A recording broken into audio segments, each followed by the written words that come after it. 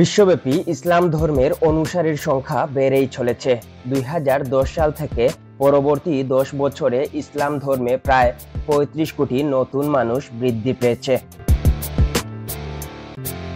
সম্প্রতি পিউ রিসার্চের global religious landscape শীর্ষক এক গবেষণায় এ তথ্য সামনে এসেছে।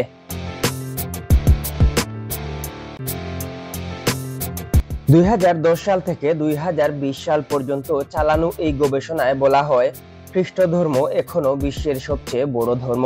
বিশ্বের মোট 230 কোটি মানুষ এই ধর্মের অনুসারী। তবে ইসলাম ও খ্রিস্ট ধর্মের মধ্যে ব্যবধান দিন দিন কমে আসছে।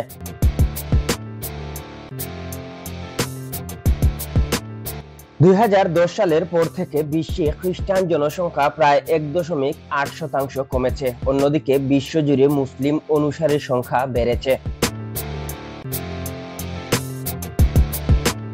ইসলাম এখন বিশ্বের দ্বিতীয় বৃহত্তম ধর্ম। বর্তমানে প্রায় 200 কোটি মানুষ ইসলাম ধর্মের অনুসারী, যা বিশ্বে মোট জনসংখ্যার 1/4। 2010 সাল থেকে ইসলাম ধর্মে প্রায় 35 কোটি নতুন মানুষ বৃদ্ধি পেয়েছে। এই সংখ্যা খ্রিস্ট ধর্মের চেয়ে প্রায় 3 গুণ বেশি এবং অন্যান্য সব ধর্মের সম্মিলিত বৃদ্ধির চেয়েও বেশি।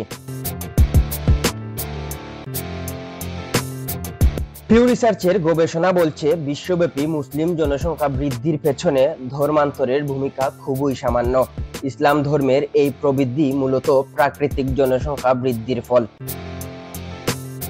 মুসলিমদের সন্তানদের সংখ্যা অন্য সব বড় ধর্মের অনুসারীর তুলনায় বেশি এবং মুসলিমরা তুলনামূলক কম বয়সী। ইসলামই একমাত্র ধর্ম যেখানে যারা ধর্মান্তরিত হয়ে ইসলাম গ্রহণ করেছেন, যাদের সংখ্যা ধর্মত্যাগী ব্যক্তিদের চেয়েও বেশি। এদিকে বিশ্বের তৃতীয় বৃহত্তম ধর্ম হিন্দু।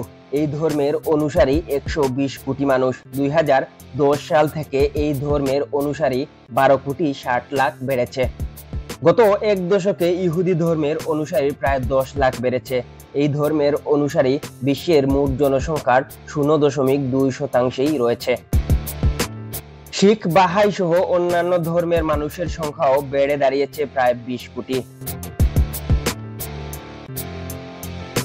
অন্যদিকে বৌদ্ধ ধর্মের অনুসারীর সংখ্যা কমেছে। 2010 সালের তুলনায় 2020 সালে এই ধর্মের অনুসারী কমেছে 1.86 লাখ। তবে কোনো ধর্মের সঙ্গে সম্পর্ক নেই এমন মানুষের ক্ষেত্রে দেখা গেছে উল্টো চিত্র। বিশ্বে সবচেয়ে বেশি ধর্মহীন মানুষের বসবাস চীনে, যেখানে প্রায় 130 কোটি মানুষ কোনো ধর্মের সঙ্গে যুক্ত নন। বিশ্বে কোনো ধর্মের অনুসারী নন এমন মানুষের সংখ্যা প্রায় 200 কোটিতে পৌঁছেছে, যা 2010 সাল থেকে 27 কোটি বেড়েছে। এম কে তুহিন, আধুনিক ডেস্ক।